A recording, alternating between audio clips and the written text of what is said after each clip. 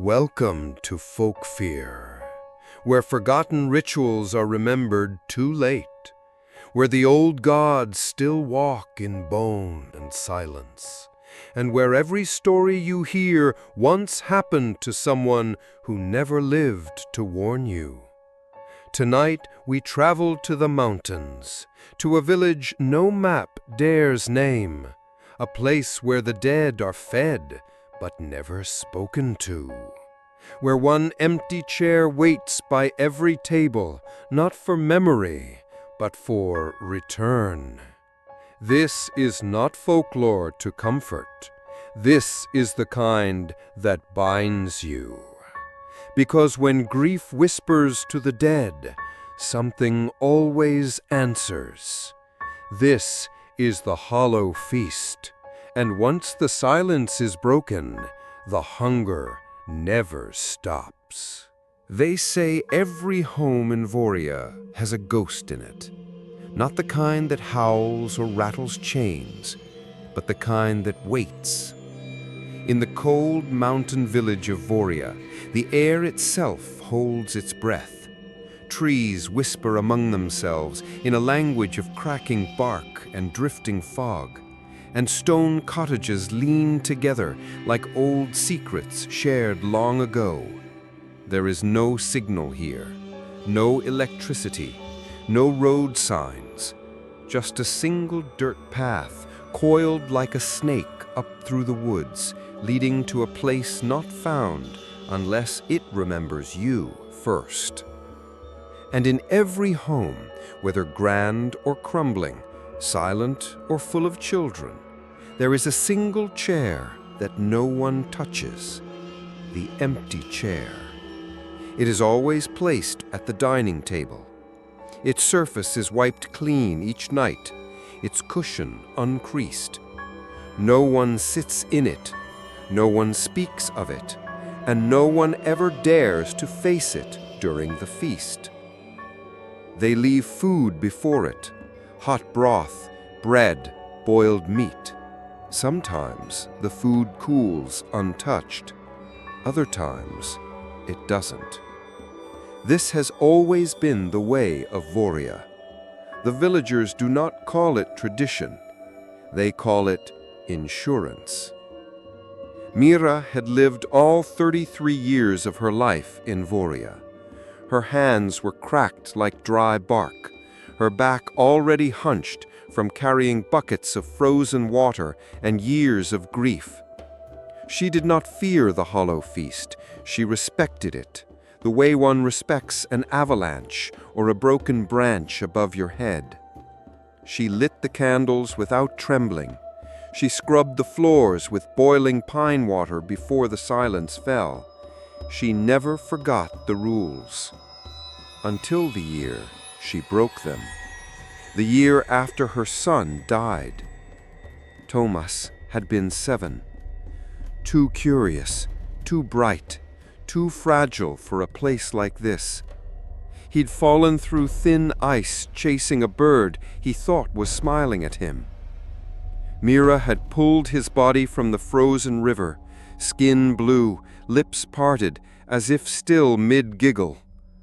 The bird had vanished. The hole in the ice had not. They buried him beneath the tree line, where the crows watched but did not speak. Afterward, Mira kept his room as it was, boots by the door, woolen scarf on the hook, a single marionette with one missing eye dangling from a nail, and a handprint, faint but real, left on the window. She didn't wipe it away. That year, when the hollow feast came, she made 2 bowls of stew, one for the chair, and one she held in her lap, untouched. The feast always began at sundown. At the first toll of the brass bell in the center of the village, every family went inside and locked their doors. Candles were lit, but never blown out. Silence descended like a final breath, and each family, no matter how large or small, cooked a meal in total quiet. No whispers, no music, no prayers. Only the sound of boiling broth, wood settling in the walls, snow tapping at the roof. No one ever made eye contact with the empty chair, not even by accident. To do so was to see, and to see was to invite. Mira had followed all this, almost. She cooked the lamb stew slowly, her hands steady. She poured a little into the bowl before the empty chair. She left bread. She folded Thomas's napkin the way he used to do it, into a clumsy bird shape he called sky wolf. Then she sat across the table, not facing the chair, but glancing only once. Only once. The candle flame behind it flickered, though the windows were shut tight, and the stew began to cool. The silence was heavy, breathless, holy. And then Mira did the one thing that no one in Voria had done in 100 years. She whispered. "Come home," she said, her voice soft as old fabric. Her eyes never moved, her hands never lifted, but her heart cracked wide open. And in the moment after, the candle behind the chair went still again. At first, there was nothing. Not that night, not the next. Only a cold deeper than usual, a dampness that seeped into the stone floors like breath returning to a place long left behind. But then came the knock. It was gentle, polite. 3 soft taps at the door, just like Thomas used to do when he had muddy boots and wanted to be let in anyway. Mira's hands dropped the ladle. She stood, shaking. Her knees remembered something her mind hadn't caught up to yet. She opened the door. There was no one. But on the threshold, tiny footprints, soaked, fresh, leading nowhere but inward. She closed the door, bolted it, lit every candle in the house. But the next morning, there were small handprints on the window, not the old one. These were new, wet, streaked with dirt. And in the stillness of dawn, she heard it, soft, playful, from deep inside the walls. "Mama." The empty chair stayed full after that, not with a body, not with a shadow, but with presence. The bowl of stew was never cold. The bread was half-eaten each morning. The napkin unfolded, shaped crudely again into a sky wolf. And Mira began to leave more. A toy, a sweater, a storybook with a cracked spine. Each time the gifts disappeared by dawn, and each day her house grew colder, not from winter, from something else, something that had come home but did not belong. The villagers noticed. They did not knock, they did not ask, but some placed small bundles of herbs by her door. One morning she found blood smeared across her doorstep in the shape of a circle. Another time her well had been filled with salt. Mira did not mind. Her son was home. And if he knocked again, this time she would open the door wider. In Voria, silence was not just a habit. It was sacred, especially during the feast. No one spoke from sundown to sunrise on the night of Hollow Feast. No one coughed, no one sang, no one dared to whisper a name. not even that of a lost child, especially not that. Because names were doorways, and silence was the lock.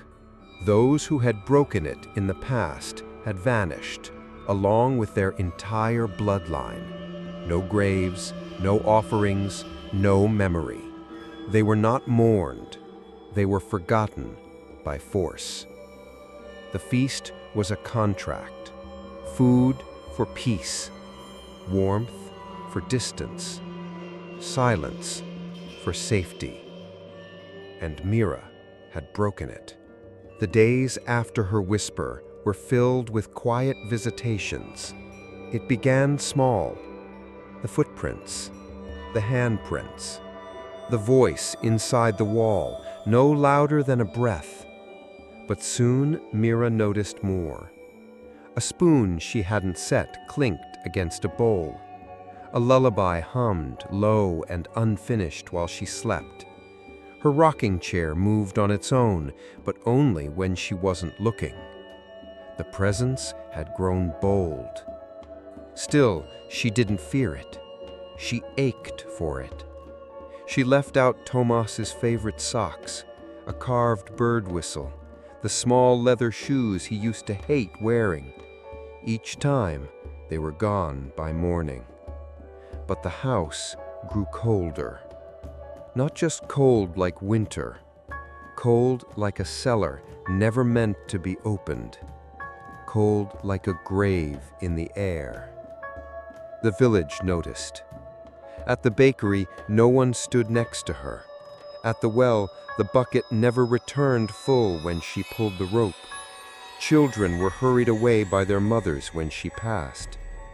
But Mira didn't mind. She was not alone anymore. She felt watched, but not by the villagers. Something in her home, behind her back, followed her every step with a child's hunger. She had called her son back, hadn't she? She thought so, until the knocking came again. This time it came at midnight, rapid, frantic, not polite, not playful, not Tomas. Mira rose from her bed, pulled her shawl tight, and stood at the door without opening it. The knocking stopped. She leaned in, lips trembling. "Sweetheart?" she whispered. From the other side of the door, something answered, but not in Tomas's voice. It was higher, thinner, like wind with teeth. "It's Mama's not supposed to speak." And then silence again, except for the sound of her stew pot tipping over in the kitchen. The next morning, Mira found the chair had been pulled back from the table. The bowl was on the floor, licked clean. The bread was missing. And on the wall, next to the chair, were long scratches, 5 lines, repeated, deep into the wood, as if someone or something had been sitting there after all. She stared at it for a long time. Then she picked up the bowl, cleaned the spill, and set the table again.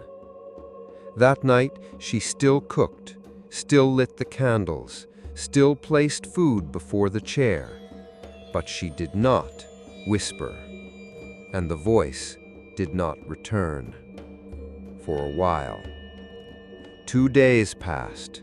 Snow fell, wind howled, the mountains groaned like old bones shifting. Mira tried to return to her old rhythm. She carried water, she mended clothes, she peeled potatoes in silence. But the feeling never left, that she was being studied, measured, by something pretending to be small, something waiting to be invited again. And then she found the drawing. It was pinned to her bedroom door, held in place with a single chicken bone. crude charcoal strokes on yellowed paper, a child's drawing, a house, a woman, a small figure with black eyes and long arms, and underneath, in shaky letters, "This is where I live now." She fell to her knees, not because she was afraid, but because she hoped. She clutched the paper to her chest, rocking. "My baby's still close." But the walls behind her were listening. That night, she made stew again, salted just the way Tomas liked it. She hummed as she stirred, forgetting herself. The spoon in the pot froze mid-stir. She felt something watching her from the hallway. Her hum died in her throat. A soft, childlike breath whispered behind her, "You're not supposed to sing." She turned. No one. Just the hallway, empty. But on the floor, a trail of small, wet footprints leading toward Tomas's old room. The door was ajar. It hadn't been earlier. She stepped forward, each footfall like a heartbeat. The air grew thick. Her breath steamed even inside the house. She reached for the door, pushed it open, and inside was the marionette, but no longer on the wall. It was seated in Tomas's chair, legs dangling, head tilted, one eye gone, but its other eye, glassy and too wide, was turned toward her. The room smelled like spoiled milk and soil. She backed away slowly, shut the door, locked it, and returned to the table. The chair was no longer empty. Something sat in it, not fully there, not fully gone. A dent in the cushion, a shadow with fingers, a breath that did not belong to her. And as Mira stared, forgetting the rule, her eyes met its shape. Only for a second, but that was enough. She heard the village bell the next morning. Dong, dong, dong. 3 slow tolls. It wasn't time for worship. It wasn't a wedding. It was a warning. Someone had broken the rules, and Vorya was about to answer. The bell rang 3 times, only 3, and that was all it ever took in Vorya. The first toll was for the one who broke the silence. The second was for the thing that answered. The third was for the price that would be paid. Mira stood in her doorway, shawl wrapped tight, eyes squinting through snow and smoke. Around her, villagers had stepped outside in silence, not with curiosity, but dread. No one spoke. No one needed to. Everyone already knew where the toll pointed. Toward her. She did not wait for them to come. She stepped out barefoot into the snow, walked past the herbs they'd left on her doorstep, past the chicken bones laid out in warning. She walked toward the center of the village, toward the bell. The others made way without speaking. Old men turned their eyes down. Mothers pulled children behind their skirts. Even the priestess, pale as the frost, took a step back as Mira approached the iron stand where the bell hung, trembling still. Mira did not tremble. She was past fear. She had held her son in her arms as he died. What could they take from her that hadn't already been lost? But she knew the old ways. She knew what the third toll meant. The priestess of Ash stepped forward.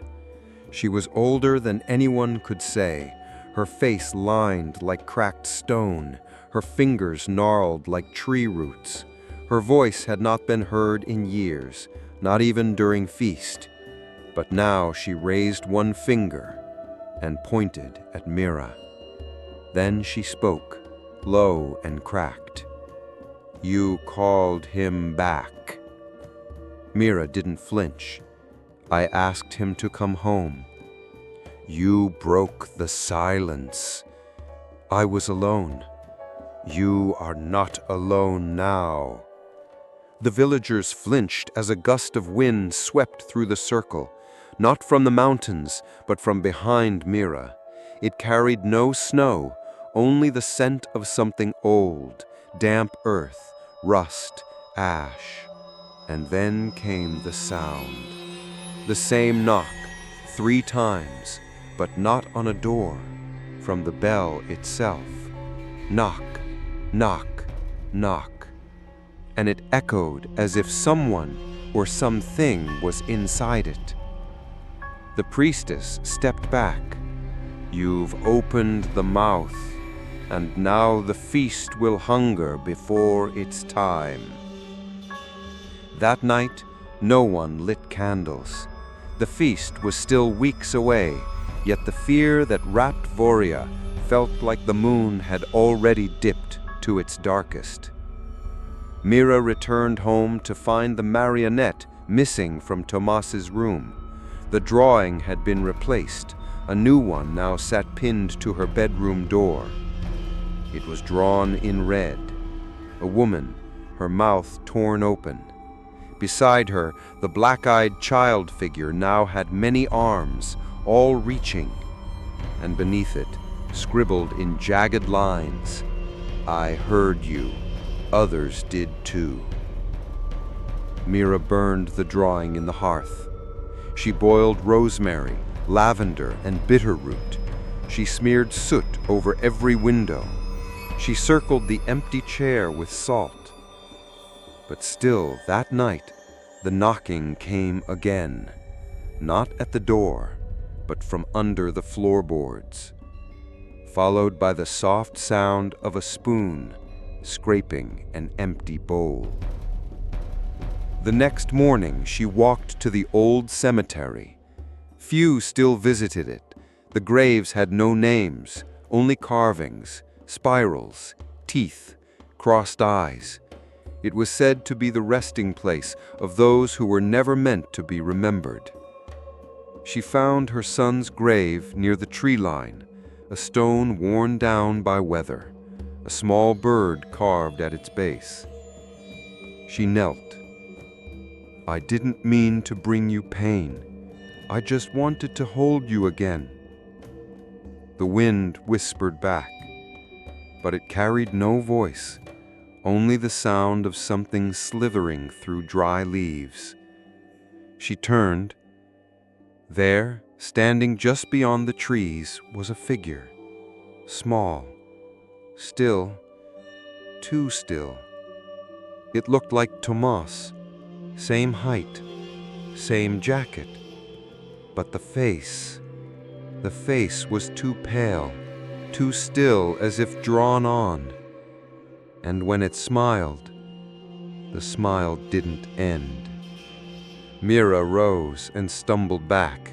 The thing did not move. It only tilted its head slowly, too slowly, and pointed at her. Then it sank into the ground without a sound. Back in the village, the whispers had begun. They spoke not in words, but gestures. Salt poured in circles near the well. Children no longer played in the snow.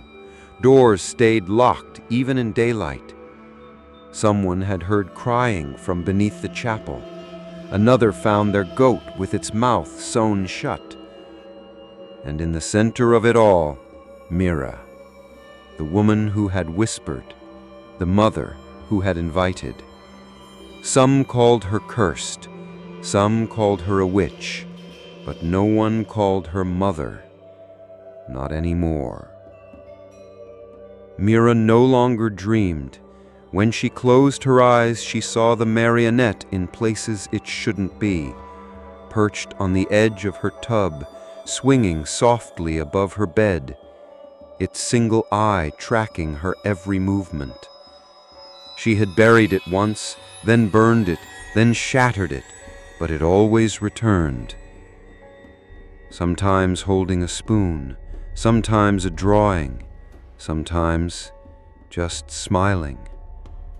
She began to sleep in a chair by the hearth, wrapped in every blanket she owned, rocking gently, listening for the footsteps in the ceiling, for the whispers in the walls, for the hunger that now lived in her home. On the 7th night after the bell, the house fell silent. No knocks, no drawings, no movement, only silence. Not peaceful, but waiting. The chair at the table was still. The stew bowl was full. The napkin still folded into a crooked sky wolf. Mira dared not move. But then came the sound she feared most. A whisper directly behind her. A voice soft and cracked. "Say it again." She turned slowly, hands shaking. There was no one there, but the candle behind the chair flickered wildly. The stew began to boil, though no fire burned beneath it. The bread molded over in seconds, and the napkin unfolded itself, crawled across the table, and fell to the floor. The chair scraped back slowly, empty, but not. She felt it now. The presence had returned, but it wasn't alone anymore. And somewhere deep in the forest, the other chairs began to creak, as if something was sitting down. There are many kinds of knocks. Some demand entry, some beg, some announce.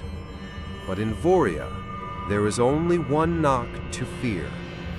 The kind that comes after silence. The kind that doesn't come from outside the door, but inside the house. It began with a single sound, so soft it could have been the settling of the roof.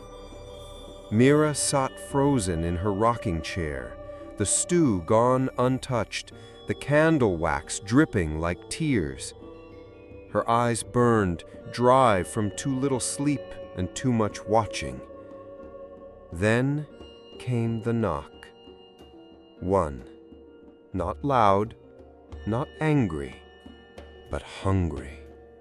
It came from the ceiling above her head. Then again, one. Lower this time.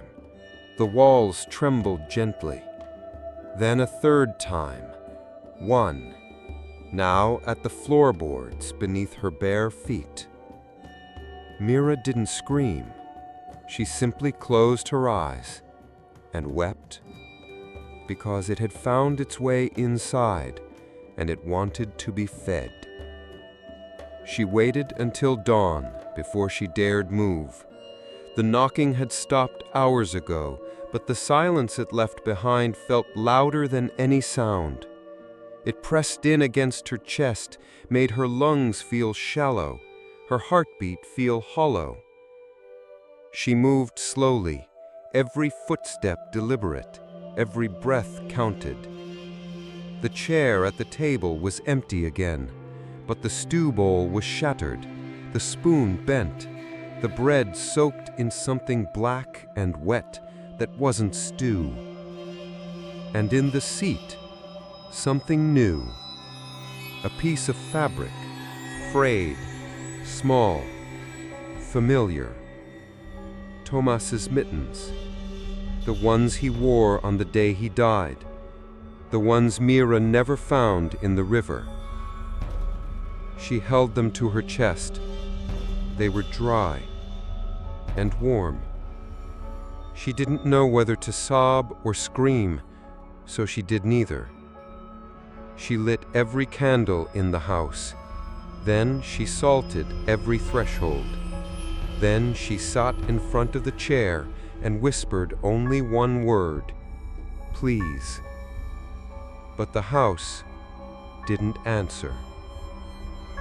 That evening, the village's cats began to disappear. First from the bakery, then from the smokehouse, then from the priestess's steps. Gone without sound, without trace. In Vorlia, that was a sign. Cats were the watchers, the ones who saw what the eye should never see, the ones who hissed before the bell ever rang. Now they were silent, gone, and the knocking returned. This time it didn't wait for night. It came at dusk, before the sun had fully set, before Mira had lit her protective candles, before the stew had been made. Knock on the window glass from the inside.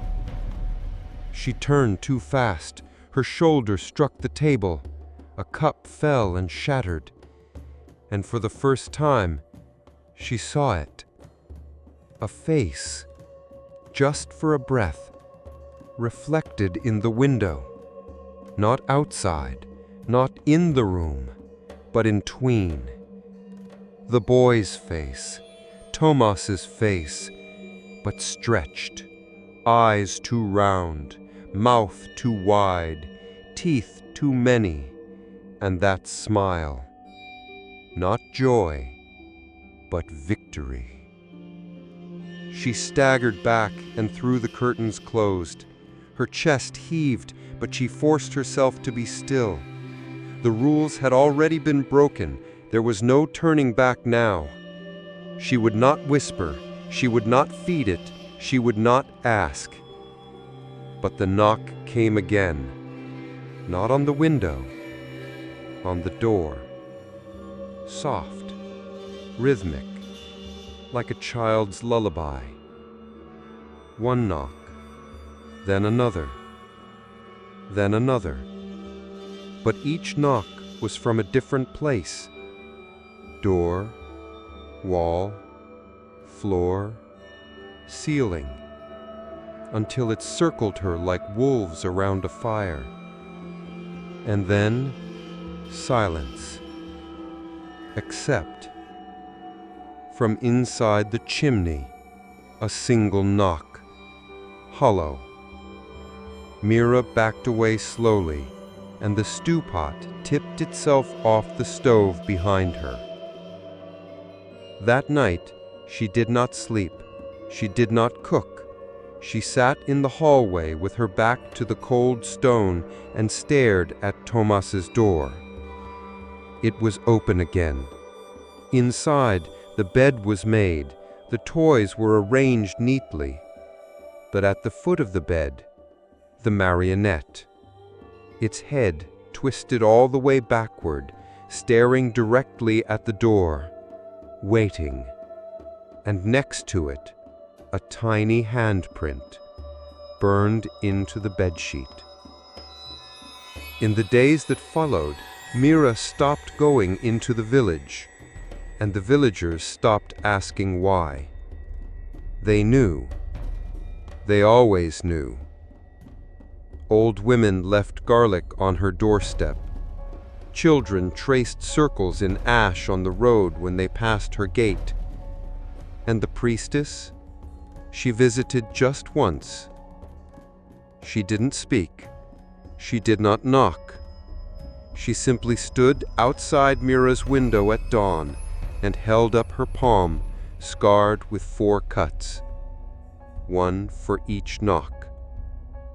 Then she turned and left. But the knocking never left. It changed, became playful. It would knock when she boiled water, when she washed her face, when she closed her eyes. Sometimes it would tap from inside the mirror. Other times, from under her pillow. And once, just once, it came from the hollow of her own mouth while she was brushing her teeth. She gagged, cried, collapsed. But when she spat, there was only salt water and a pebble, carved with a spiral, a mark from the old graves, a warning, or a claim. She began to lose time, waking in different rooms, finding stew already made, cups missing, drawings on the walls she didn't remember hanging, and always that chair, now turned slightly toward her, every morning, every day, as if it had watched her sleep. On the 7th night, the knocking changed.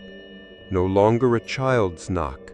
This one was deep, heavy, like bone against wood, like someone knocking from inside a coffin.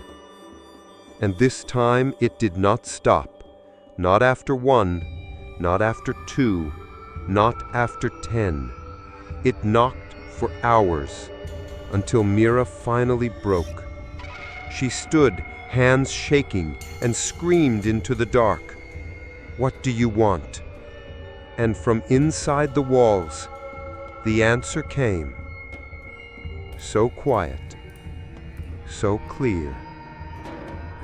"You invited me."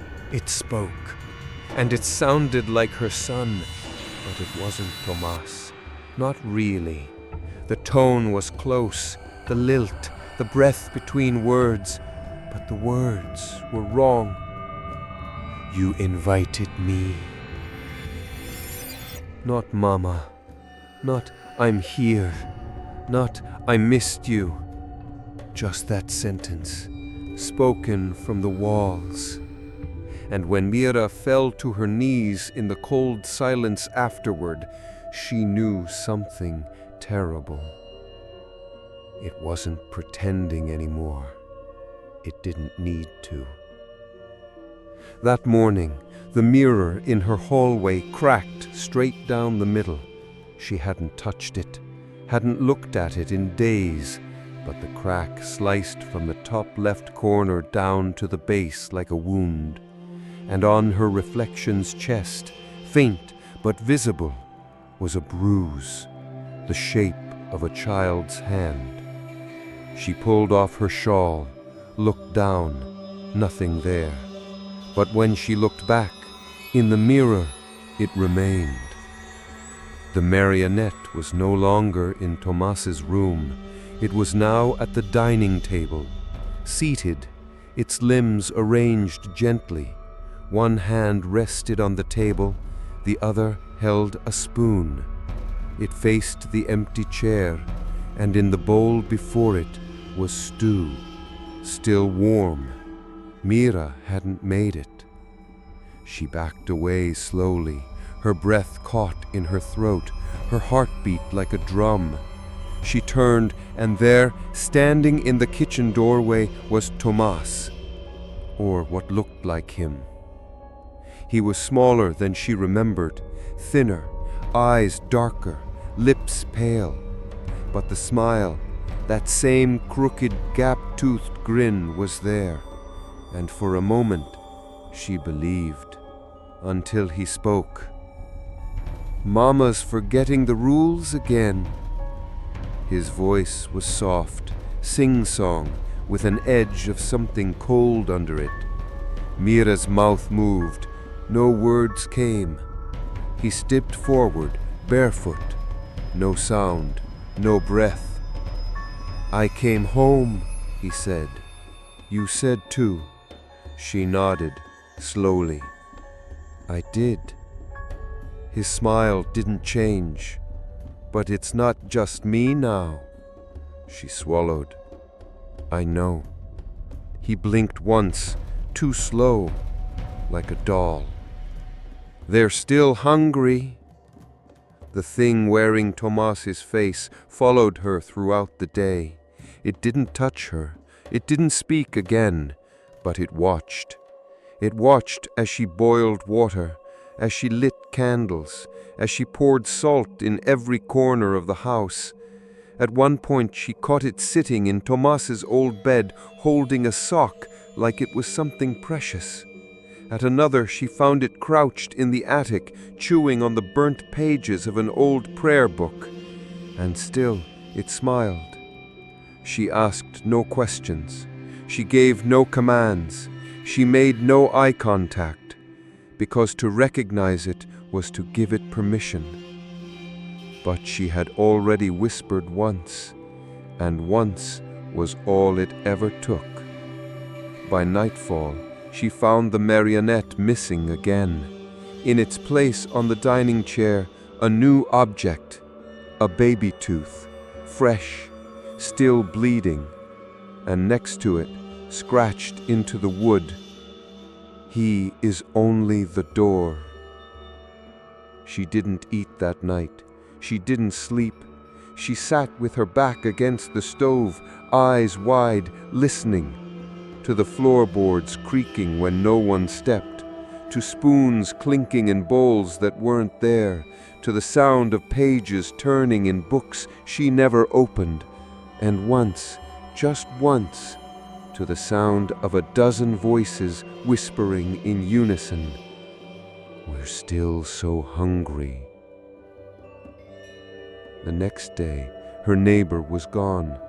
Jana, the baker, a woman who once braided Mira's hair when she was a child.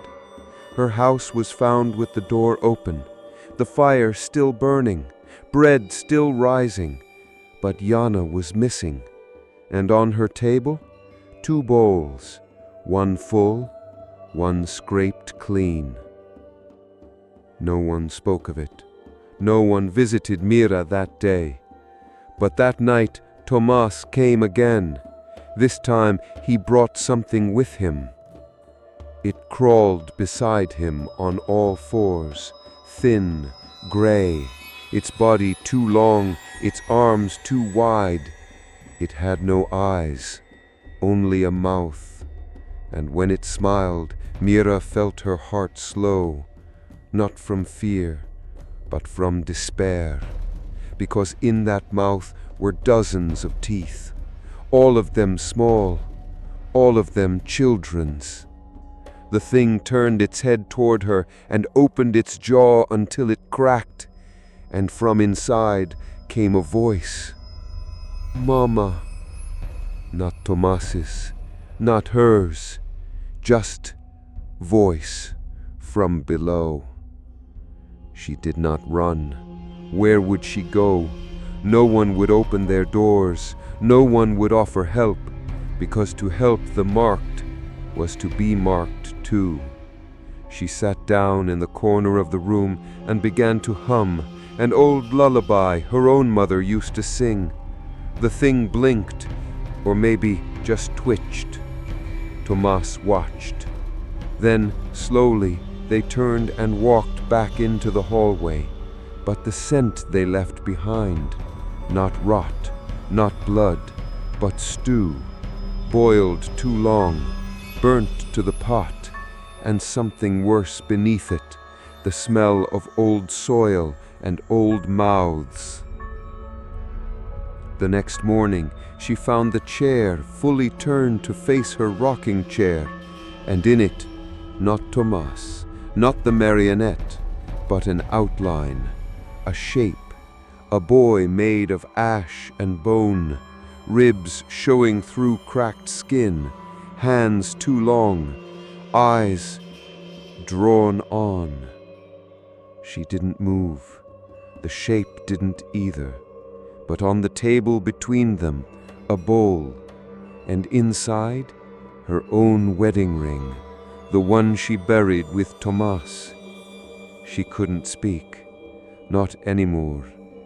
Her voice had withered into breathless gasps. She could only cry. And the thing smiled. And the knock came again, not from a wall, not from the door, but inside her chest. One, just one, a heartbeat out of place, a signal. It was no longer knocking to be let in. It already was, and now it was knocking to get out. There are rules in Voria, unwritten, but unbreakable. Light your candles before sunset. Don't let them go out. Don't speak during the feast. Don't look at the chair. And if something answers your grief, never answer it back. Mira lit her candles before the sun could vanish behind the trees. She moved faster than usual. Her hands shook. Her eyes stayed on the flame, not the shadows. The house had changed. She felt it. The walls were too warm now, the stone floors too soft. The air smelled of stew, even when none was cooking. The door to Tomas's room no longer closed fully. The marionette was missing again. And the chair faced her now, always, like a sentinel or a host. The villagers no longer looked at her house when they passed. Even the priestess had stopped leaving ash signs by her gate. She was alone. But not in the way grief makes you alone, in the way prey realizes it is being saved for later. She had opened the door, and something had crawled through it, something wearing the face of love, but feeding like hunger. That night, she lit her final candle, the one passed down from her mother. It was thick, white, unmarked. It was never meant to be lit unless the spirit that came wore a face too close to believe. She placed it in the center of the table, lit it, and whispered, "If it's truly you, stay." The flame flickered, then steadied. The house fell into a silence too complete to be natural. No wind, no settling of beams. Even her own breath felt muffled. And then, across from her, in the chair, the shape returned. Tomas's face, but softer now, more blurred, as if painted in steam. He smiled. "Hi, Mama." Her mouth opened. She wanted to ask, to believe, but she held still. The candle burned. "You're tired," he said. "You don't have to be tired anymore." She didn't respond. He tilted his head. "Don't you want to rest, to sleep? I'll stay with you, I promise." The candle flame surged, then froze, perfectly still, not even a flicker. That was the sign. The candle was not burning. It was watching. And the thing in the chair wasn't her son. Not anymore. She stood slowly. The creature smiled wider. Its voice dropped slightly. "You brought me here. You let me in. Now feed me." Mira stepped back. "No," she whispered. It blinked once, and the flame of the candle inverted, blue at the base, then black. The smell of burnt feathers filled the room. "You called me home," it said, "and I came." It stood. The chair creaked, not like wood, but like bones shifting. Mira backed against the wall. "You're not him!" Its face twitched, just once, and then melted into something else. Still Tomas, but too smooth, too gray, too long. And its smile split at the cheeks. "Then what am I, Mama?" The candle shattered. Its wax spilled upward, and the shadows it cast now moved on their own, stretching across the walls in the shapes of children with missing eyes. Mira fled the room. She didn't scream, didn't cry. She ran to Tomas's room, bolted the door, and collapsed at the foot of the bed. And then she saw it. A row of drawings, dozens, taped to the wall, drawn in crayon and charcoal and something darker. Each one was of the table, the chair, and something different in the seat each time. A child with no face, a woman with no mouth, a beast made of hair and fingers, a baby made of bones, all seated at the same place, all watching her. And in the final drawing, a figure in the chair wearing her own face, smiling. She didn't sleep that night, but the house did. It breathed around her. Floorboards rose and fell, the walls pulsed. At one point, the rocking chair began to move on its own. No one sat in it, but it creaked gently, as if cradling something too light to see. The next morning, she opened the door to find an offering, a small burlap sack, inside blackened salt, a bundle of hair, a jawbone, human, child-sized, and a note.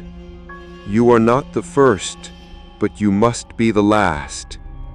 No name, no signature, just red twine holding it closed. She left it untouched because she understood now. The feast was no longer annual. It had begun early, and it was not going to end. The next night, Mira did not light any candles.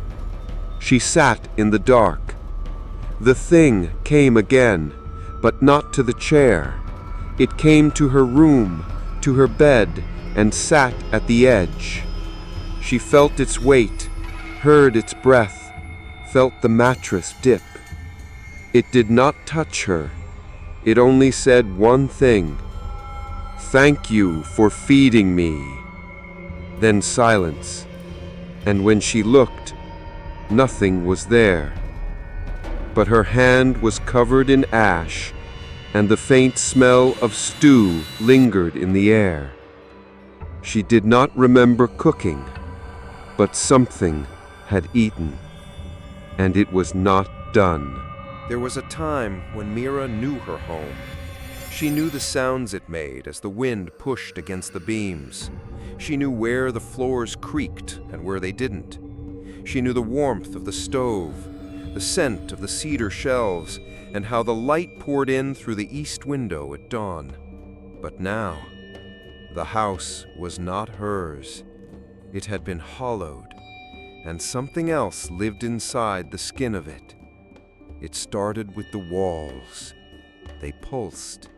Not all the time, not in ways that could be caught with the eye, but when Mira pressed her palm flat against the stone, she felt it. Movement.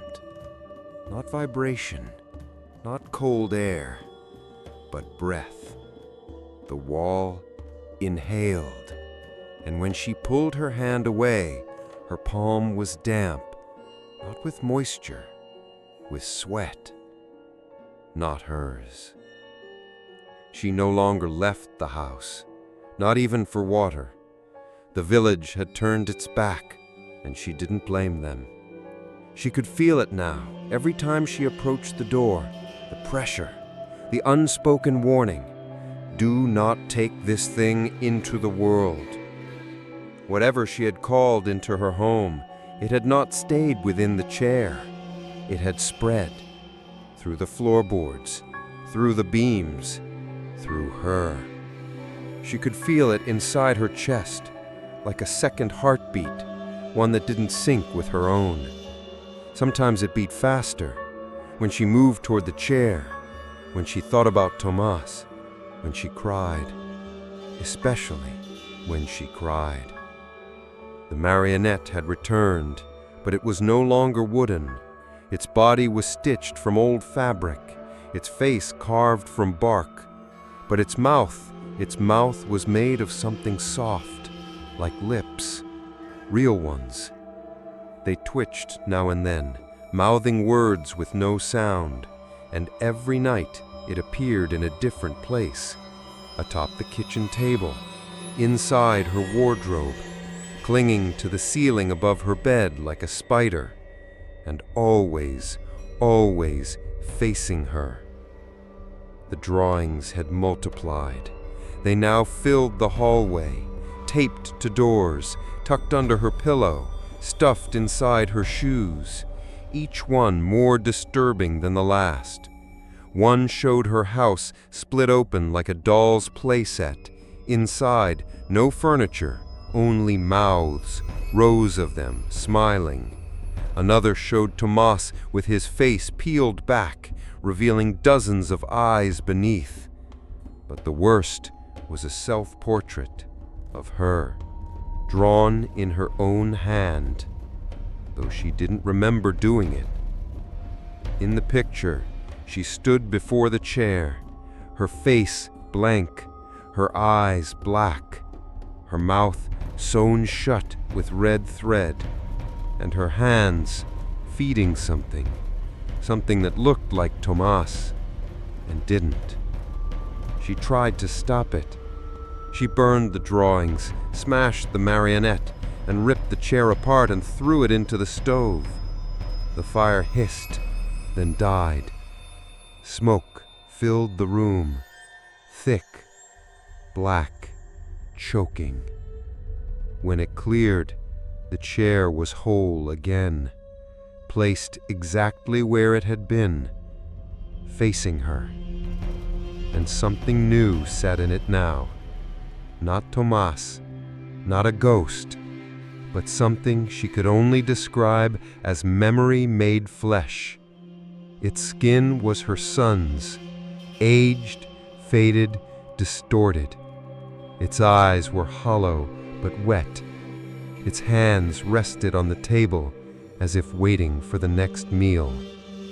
And in its mouth, bits of red thread, still wet, still moving. She retreated to the far corner of the house, clutching her arms to her chest, rocking. The house breathed louder now, walls expanding and contracting, every surface damp, even the light no longer shone properly. Candles flickered in reverse. Shadows moved toward brightness instead of away from it. Her reflection in the window blinked when she did not. And at night, the walls whispered, not just one voice, but many. Children, women, men, all whispering the same thing in different tongues. You fed one. Now you must feed the rest. The next morning, she found the table set for 4. 4 chairs, 4 bowls, 4 spoons. 3 were already full. She hadn't cooked, but the smell, rich, sweet, and metallic, filled her throat with nausea. She approached the table slowly. In one bowl, teeth. In another, what looked like marbles, until she realized they were eyes. In the third, something pink and pulsing. The 4th bowl was empty, in front of her chair. That night, she dreamt of the wall splitting open. From it crawled hundreds of pale hands. They reached for her, gently, lovingly, and among them, Tomas's voice. "Mama, don't let them starve."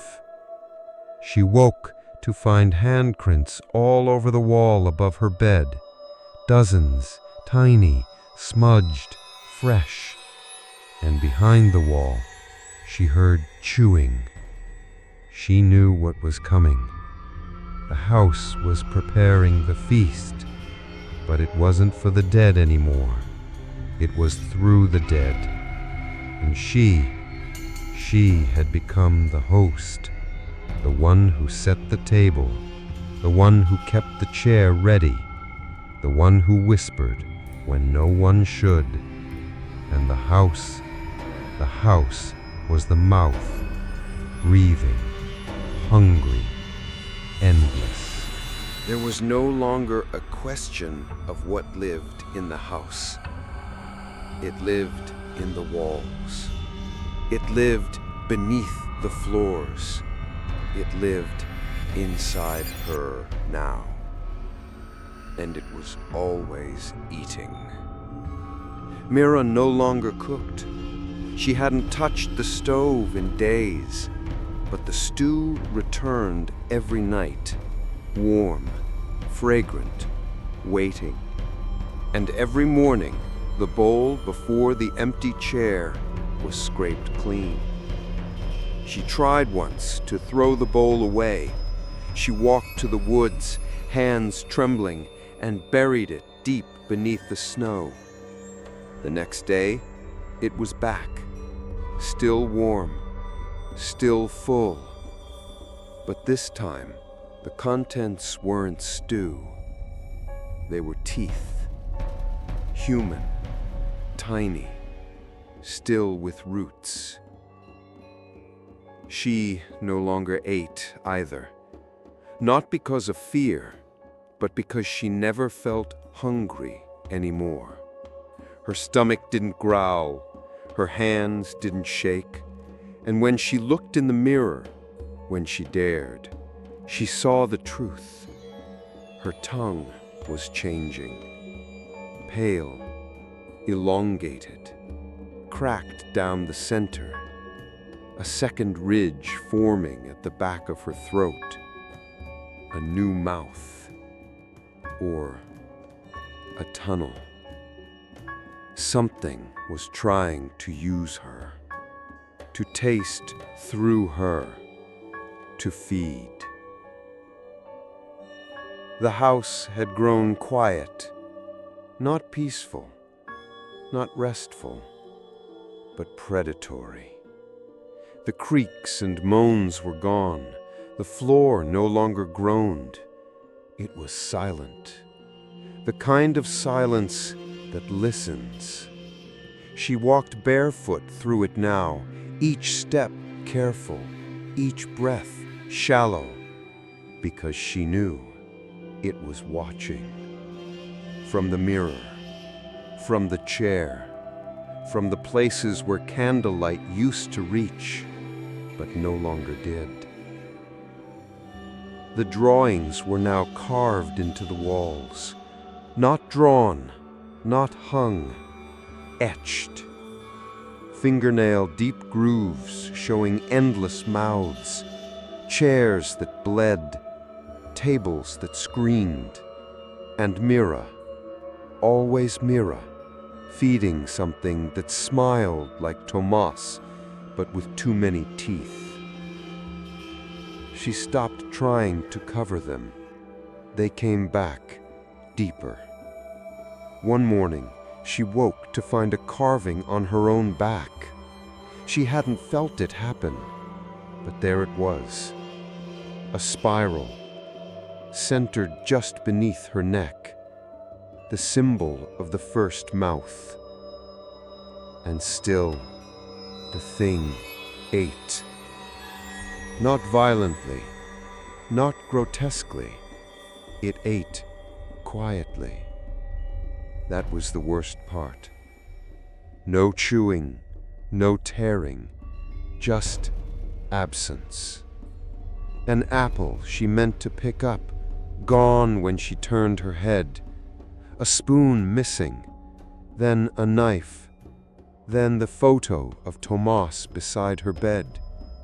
All consumed. Nothing left. No crumbs, no sound.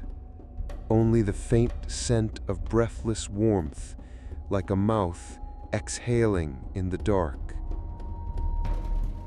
One night, she sat before the chair, not because she wanted to, but because she had to. The thing had grown bold again. It was whispering now. Not from the walls, not from the chimney, but under the skin of the house. And this time, it didn't wear Tomas's voice. It wore hers. You'll forget everything soon. You'll forget what food tasted like. You'll forget what it meant to be empty, because you will always be full of us." She didn't respond. She just sat, eyes forward, mouth shut, and watched as the chair pulled itself back from the table and something crawled up from underneath it. It was slow, quiet, bone-thin arms first, then the back, then the head. It didn't stand, it folded, like paper creased too many times, and when it turned to face her, it had no mouth, but stretched translucent skin over where a mouth should have been. But still, it chewed, slowly, wetly, and in its hands, something red, something soft, something pulsing. Mira didn't ask. She didn't want to know what part of her the house had given it. She only whispered, "Please, leave my son alone." And the thing smiled with no mouth, then placed the pulsing thing gently into the bowl and slid the chair back into place. From that night on, the chewing never stopped. Even in her sleep, even when the wind howled, even when the snow screamed against the windows, there was always chewing, right beside her ear, from beneath the floor, from behind the mirror, from inside her chest. It had moved in. It was never going to leave. Not until the feast was complete. Not until she had served the final course. And when she woke to find her own fingernails missing, gone, clean, as if never grown, she understood. She was already on the menu. The house never creaked anymore. It whispered, in tones that didn't carry through air, but through bone. Sometimes Mira thought the walls had gone quiet out of mercy. Other times, she realized it was simply so she could hear what lived beneath. It began on the 7th night after the second drawing carved itself into her skin. She was sitting in silence, knees drawn to her chest, trying not to exist. And then she heard them. Voices. Not from the walls, not from the chimney, not even from the hall, but from beneath the floorboards. They were faint, crooked, distant, like children playing under the earth. Not laughing, not crying, chanting, over and over the same 3 words. Set the place, set the place, set the place. Each syllable thumped like footfalls on wood that was never walked upon. Mira didn't want to move, but her body no longer felt like hers.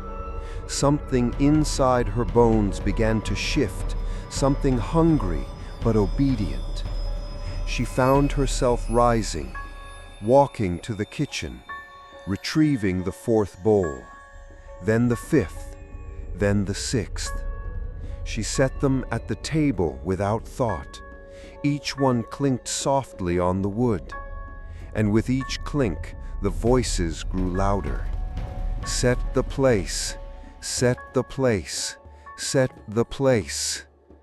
When she placed the 7th bowl, the floor stopped humming, and then came the knock.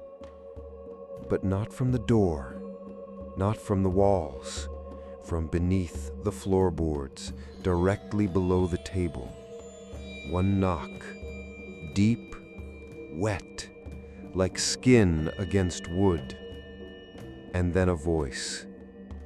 "We're waiting." Mira backed away, nearly tripping over her own feet. She lit every candle she had left, salted the windows, pushed the table against the door.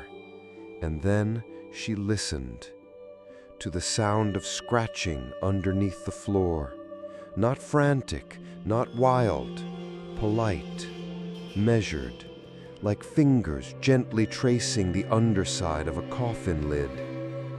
And then something else, breathing from underneath her feet. No longer the breath of a house, but the breath of a thing buried deep, still alive, still waiting, still hungry. She didn't sleep that night. She stood barefoot on the stone floor, too afraid to step on the wood. She stood until her legs shook, until her spine ached, until the sun tried to rise. But the sun never made it through the fog.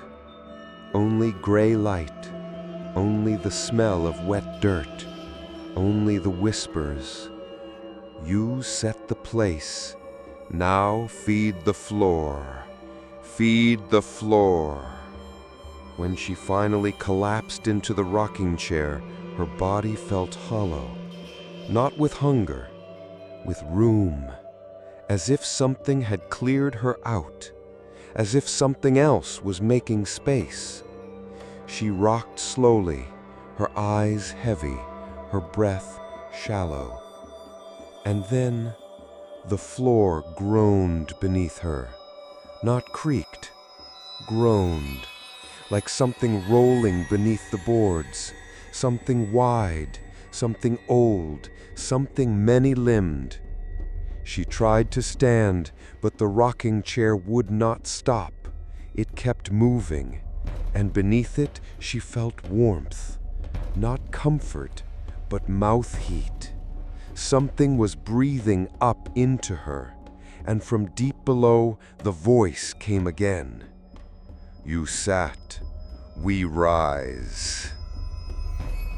The table reset itself that day. The bowls she had tried to hide were back in place, each one now filled with something unnameable. The scent made her nose bleed. The colors were wrong. Meat that shimmered like oil, liquid that blinked, a spoon that moved in its bowl without hands. She turned away, but her body did not want to leave. It wanted to serve, to kneel, to ladle, to welcome. And so she screamed, not out loud, but inside.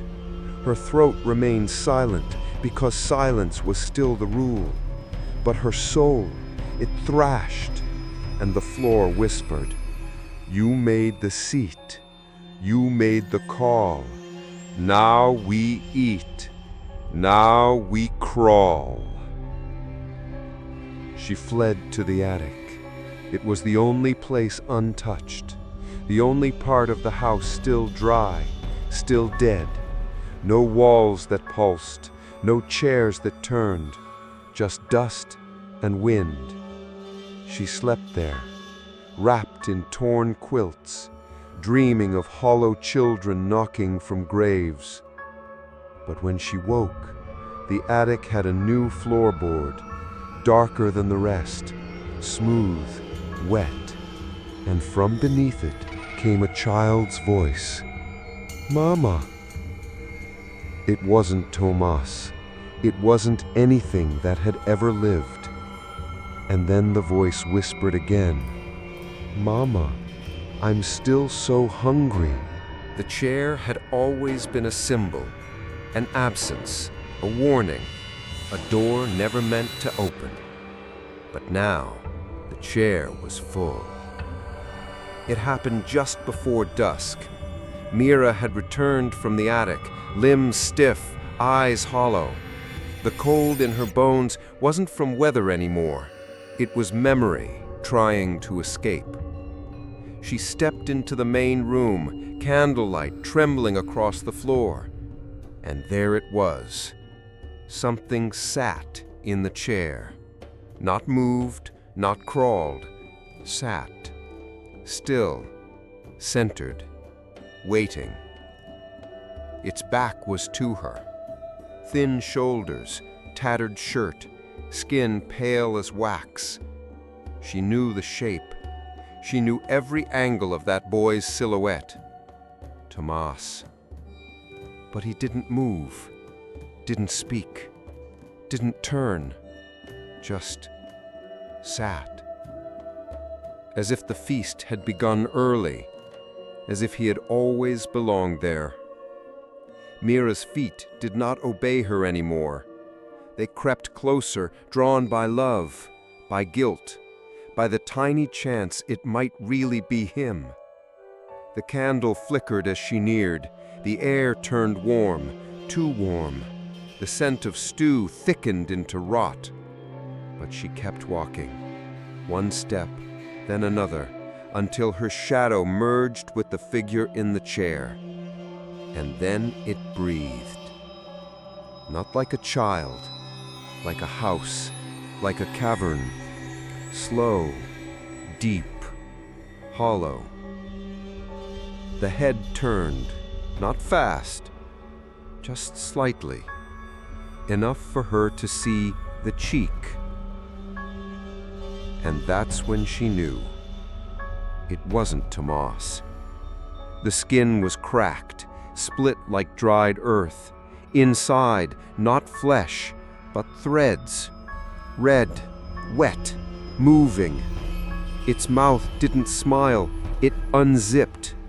Wide, silent, hungry. And within the mouth, another face, smaller, pressed deep inside like a trapped soul. Tomas's eyes blinked from inside it, not in fear, in resignation. And the voice that came out was not his. "You left the chair too long." Mira fell to her knees. The warmth pulsed against her skin like a breath from the grave. "We've waited," it said. "You kept setting the place. Now we have taken our seat." The thing's arms lifted and bent at impossible angles. Hands landed flat on the table, elbows cracked backward, shoulders twisted. It leaned forward, its face too long, its neck unraveling like fabric soaked in spit.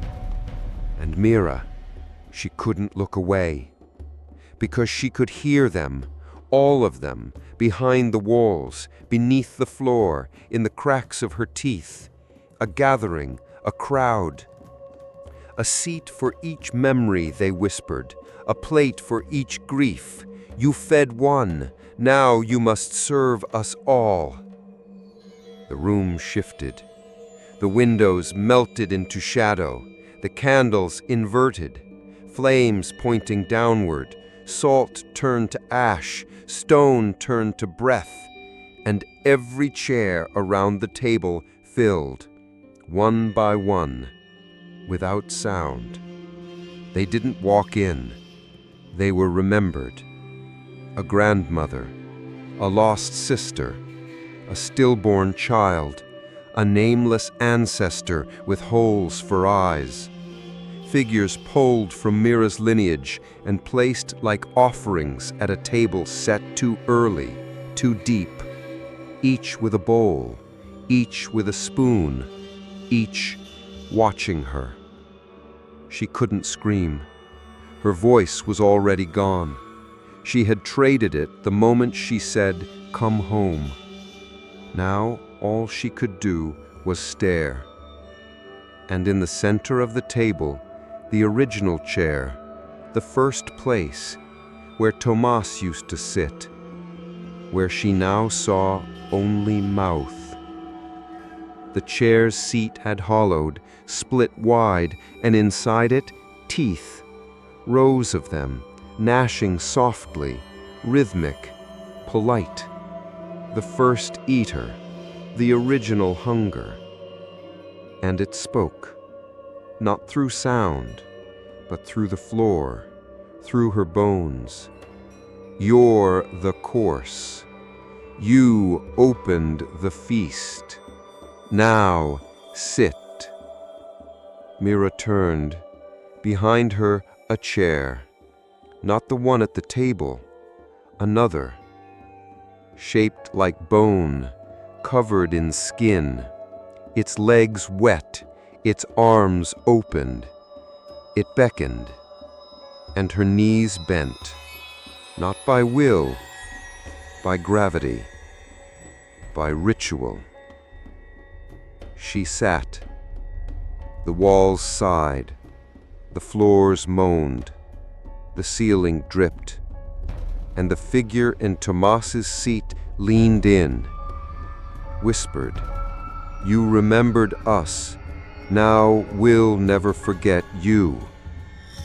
Then it began to eat, and all the others followed, spoons lifting, mouths opening, and Mira, hands on her lap, wept silently as the feast she started finally began. To be hollow is not to be empty. It is to be used, a container, a vessel, a throat stretched wide for something else's voice. And Mira was beginning to feel the hollow take hold. It started with her hands. They no longer felt like hers.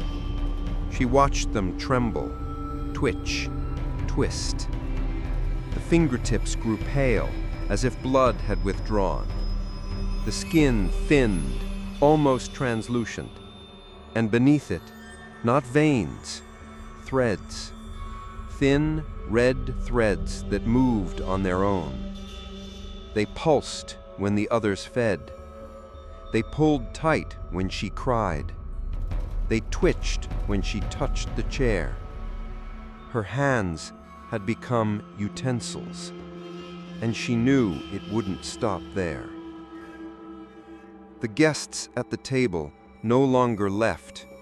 Their shapes lingered in corners. Their shadows moved even when no light was cast. Sometimes she woke to find bowls missing. Other times, her own breath felt borrowed, like something else had exhaled through her nose. The feast was not a night anymore. It had become a state, a permanent meal, unfolding slowly, eternally, from her own body outward. And she had become the table. The house began to change with her. Wood softened beneath her feet. The walls grew damp, then warm, then wet. The windows stopped showing the outside. Instead, they reflected her, not as she was, but as she would be. Mira with no eyes. Mira with a second mouth beneath her chin. Mira with children feeding from her arms like roots from soil. She stopped looking at the windows after that. Her memories began to slip. She could no longer remember the day Tomas was born, the weight of him, the sound of his first breath. Instead, she remembered his voice from the wall, the way he whispered, "Mama," from inside the chimney, the way his face peeled back in the drawing. That version of him had replaced the truth, and the house approved. It rewarded her with silence, with stillness, but only when she accepted that grief was not sacred. It was currency, and she had spent it all. One night, the marionette returned. But it wasn't a toy anymore. It walked, not with legs, with threads, dangling from the ceiling, pulled by nothing, dancing softly across the floor. It sat in her lap, its head tilted, and from its mouth came her own voice. I called him back. I said, "Come home." I fed the chair. I broke the rule. I broke the rule. I broke. She crushed it against the floor. It didn't fight. It simply unraveled. And from inside it, dust, ash, and a single tooth. One she recognized, Tomas's. Her skin began to flake, not like dryness, like shedding. Thin, pale layers fell from her neck, her arms, her lips. Underneath, no blood, just smooth, damp skin. Gray, elastic, like she was being remade, prepared for use. She stopped lighting candles. They only showed her what she didn't want to see.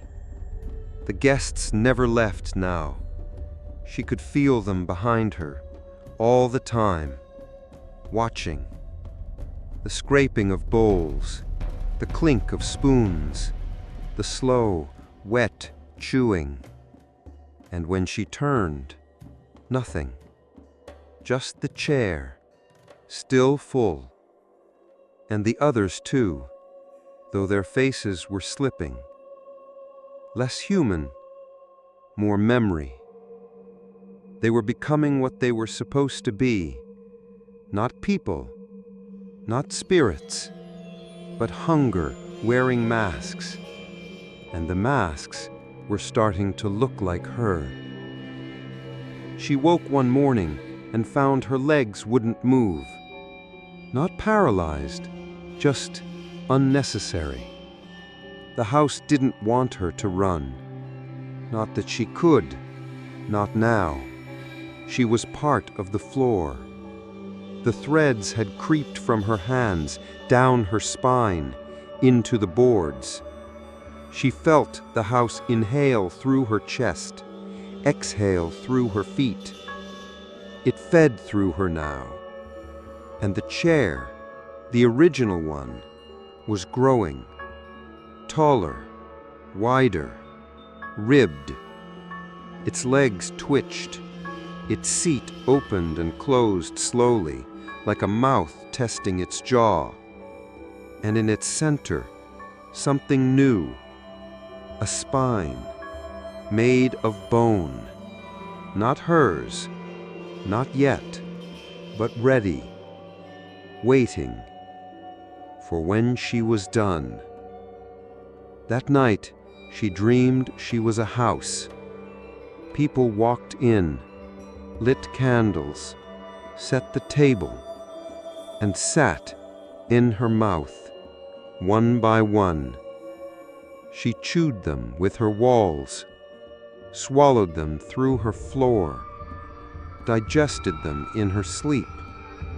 And when she woke, her tongue was gone.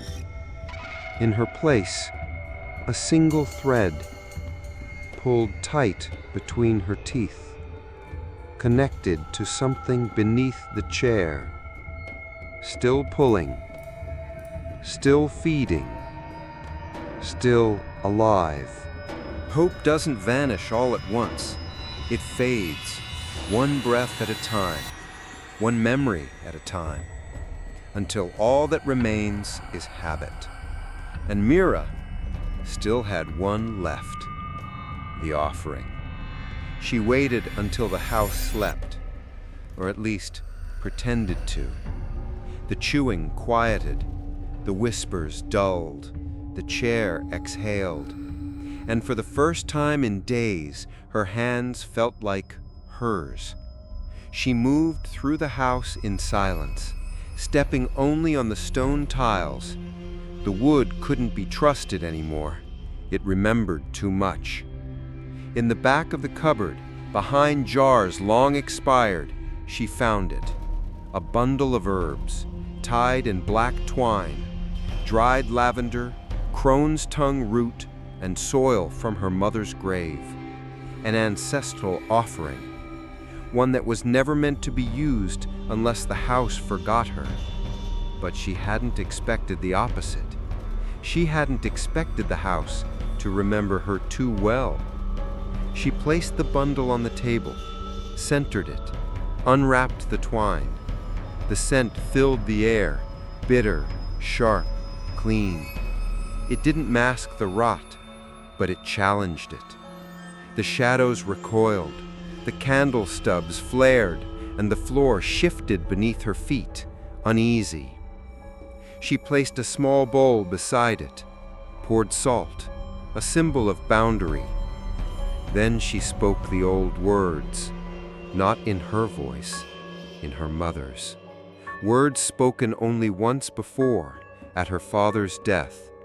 Words meant to close the door. This is not your place. This is not your time. Go hungry, go hollow, go back. The air grew still. No wind, no creak, no whisper. Just a silence that felt aware, as if something had turned around to face her. She lit a match, held it over the bundle. It caught instantly. Blue flame, then green, then black. The smoke rose straight up, refused to drift, formed the shape of a child's hand. Then it stopped, frozen, suspended, then reversed. The smoke sank back into the bowl, the flame folded in on itself, and the salt turned to teeth. Tiny ones, fresh, still red at the roots. The offering had been received and rejected. Behind her, the chair groaned, not in pain, not in movement, in laughter. A deep wooden rumble, like something inside the chair was pleased. We don't eat hash. We don't drink memory. We want what's warm. We want what still begs to be held. And then, the voice she feared most. Tomas. Soft, gentle, right behind her ear. Mama, if you wanted to save me, you should have stayed quiet. The house convulsed. The floorboards curled like petals opening. The table rose an inch off the ground. The bowls tipped, dripping nothing, yet dripping sound. Wet chewing, muffled sobs, crackling teeth. Mira fell to her knees, hands over her ears, salt cutting into her palms, thread leaking from beneath her nails. And the voice, Tomas's voice, began to sing. A lullaby, one she used to sing to him. Only now it was slower, darker, and the words had changed. Sleep, sleep, mother mine. You fed the feast in time. Hollow bone and softened skin. The child is out. The guest is in. The house sighed. Every wall exhaled. The roof bent downward. And then a hand reached from under the table. Not a child's hand. Long fingers, knuckles cracked open, skin stitched shut with red thread. It pressed itself against the stone floor. Then another hand joined it, and slowly a head emerged, featureless, wet, shining like something half-born. It didn't speak, It just looked at her, and she understood. This wasn't Tomas. This was what had been waiting to wear him, and it was ready now. She backed away, tears streaming, breath broken. He's gone. I know that now. You can't have me. You can't. The floor opened beneath her, not cracked, opened, like lips, and she dropped. Just a few inches, just enough for her knees to sink, and then it closed again, swallowed her legs, held her in place, not tight, just firm, like a high chair, or a cradle, or a mouth preparing for a slow chew. The thing leaned closer, still dripping, still wordless, and the others returned, figures in chairs all around the table, smiling, gnawing, feasting on things Mira could no longer name. And across from her, the chair, the first chair, now empty again, but only for a moment, as something new crawled up into it, a version of her, young, smiling, eyes stitched shut, wearing the clothes she was buried in, but hadn't died in yet. It looked at her, tilted its head, then took her bowl and began to eat. Feasts are meant to begin with invitation, with warmth, with hands extended and mouths waiting. But this one had already ended, and now it wanted to begin again. Mira could no longer move. The house held her like a womb, wet, dark, soundless. The floor had closed around her waist. The wood pulsed with slow warmth, like a heartbeat that didn't belong to her. Every breath she took felt like someone else had exhaled first. Across from her sat the stitched version of herself, smiling, eating, blissful. The same spoon dipped, rose, disappeared. Again and again. Except the food in the bowl was memory. Each bite pulled something out of Mira's mind, not thoughts, but days. She watched as her memories played backwards. Her son's last breath became his last step. His fall through the ice became a laugh in the snow. His funeral became his birthday, then his birth, then gone. She couldn't remember what his cry sounded like anymore. Only chewing, only chewing. Around the table, the other guests were fading, not vanishing, reversing. Skin reknitted itself, jaws unhinged, then closed. Mouths regurgitated bones back into bowls. The act of feeding undid itself, but no one stopped. They chewed the nothing. They swallowed the before. And Mira understood the feast wasn't about hunger anymore. It was about rewriting. The chair at the head of the table began to change. Its back stretched taller. Its legs grew thinner, then folded inward like insect limbs.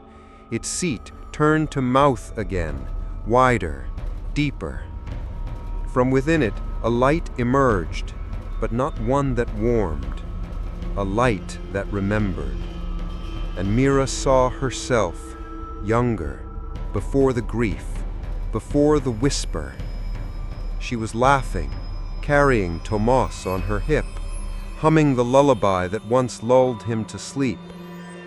Then, a sudden snap, like a bone breaking in a quiet room.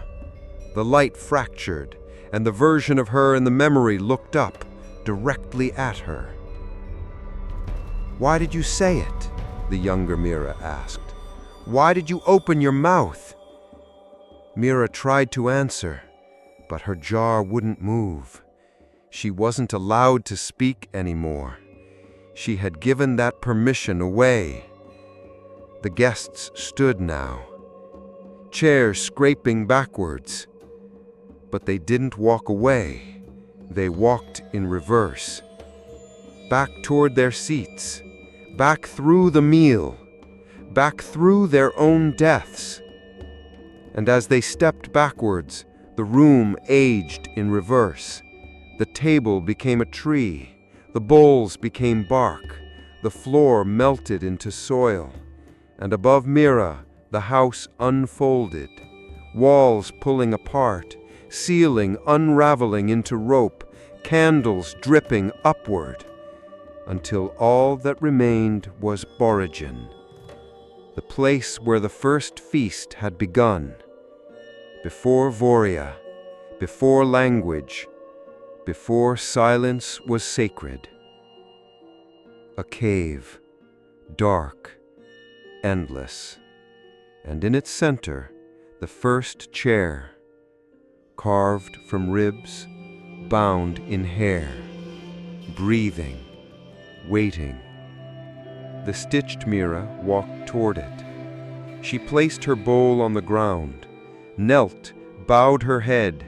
The chair leaned toward her, and from its mouth came a whisper, not in any language Mira knew, but one her body remembered, one her bones understood, and they answered.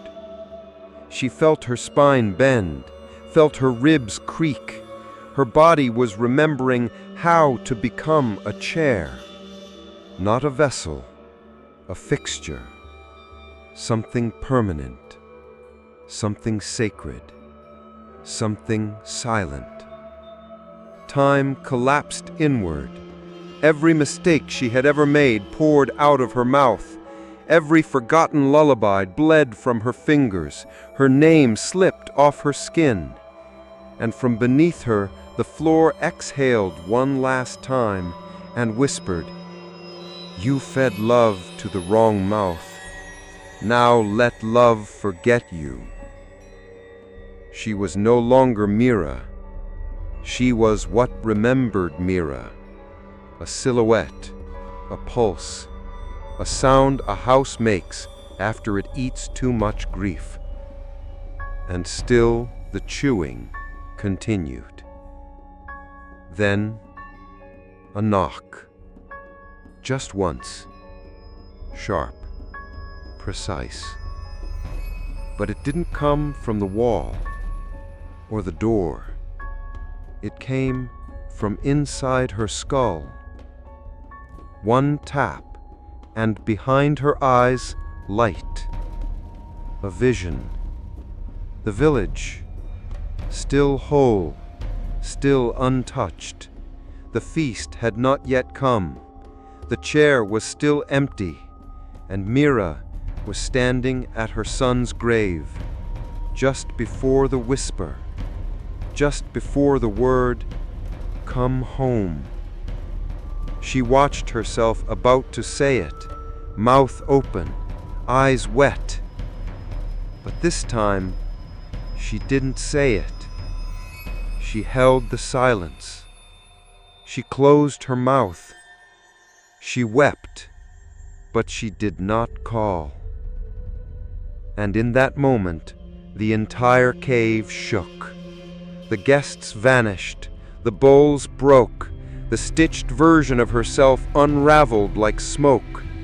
And the chair screamed, a sound like splintered teeth and mourning thunder. Mira screamed too, but the sound didn't come from her throat. It came from the hole the feast had left in the world. And in that final moment, everything turned to ash. Ash does not burn again. It is what's left when the flame has taken everything. And in Voria, the ash fell like snow. But no one saw it, because by the end, there was no one left to look up. Mira awoke on cold stone. No chair, no guests, no voice. Just stillness. And silence so deep it made her ears ring. For a long time she did not move. She lay with her eyes open, staring at the ceiling of a house that no longer breathed. The wood was dry. The salt was intact. The windows showed morning fog. Everything was as it had once been. And yet, she felt no weight in her body, no hunger, no pulse. Her skin no longer itched with threads. Her spine no longer pulled toward the floor. She was free, or so she thought, until she stood. The house had been reset. The marionette was gone. The bowls were gone. Even the chair, gone. Only the table remained, bare, dusty, innocent. She stepped toward it slowly, afraid to speak, afraid to breathe too hard. And on the table, a note, not written, carved, burned deep into the wood, letter by letter. You were the last to remember, and so you will be the last to forget. She ran, through the door, down the stone steps, out into the village square, and she stopped, because there was no one, not a soul, not a footprint, not even a sound. The bakery stood quiet. The well had dried. The chapel doors hung hollow. And along the path, carved into every door frame, a single phrase, "Let no one be remembered." Again and again, burned into wood, scratched into stone, etched into bone. Let no one be remembered. She tried to scream, but the sound caught in her chest like an echo without a cave. She ran to the cemetery. The graves were gone. Only earth, smooth, undisturbed, as if no one had ever died, as if no one had ever lived. She fell to her knees, tore at the dirt with her hands, clawed down where Tomas's name once was, and found nothing. No stone, no root, no bones. Just a single object, a spoon, small, child-sized, worn at the tip. She dropped it and wept, but not for him. She wept because she couldn't remember his name. That night, she returned home, not because she wanted to, but because there was nowhere else to go. The village was memory. The mountain was silence. The path out, gone, swallowed by fog that no longer moved. She sat in the corner of the house, hands round her knees, head pressed to the wall, and waited. But no voice came, no knock, no whisper, no hunger. Only a faint sound from the table, a single scrape. She turned and saw it. The chair. It had returned, alone, facing the table, waiting. She approached it slowly, afraid, hopeful, tired. And on the seat, a folded napkin. Inside it, a single photograph, burned at the edges, faded almost to dust. But in the center, a boy, smiling, mouth open, eyes full, and behind him, her, laughing. But where their names should have been, in soft pen beneath the photo, only scratches, erased, wiped clean by time or something deeper. She stared for a long time, then sat in the chair and closed her eyes. The feast had passed, but the house remained. And sometimes, when the wind blows through the mountain pass just right, you can hear it. A spoon scraping a bowl, a chair turning slightly, a woman humming to someone no longer there, not in grief, not in joy, just in rhythm. The rhythm of remembering something the world has decided to forget. And if you ever find your way to Voria, you'll see a village with no name, empty homes, cold kitchens, and at every table, one chair, just one, never touched, never spoken of. And if you sit, if you listen, you might hear your name from the wall. Or worse, you might hear yourself say it back.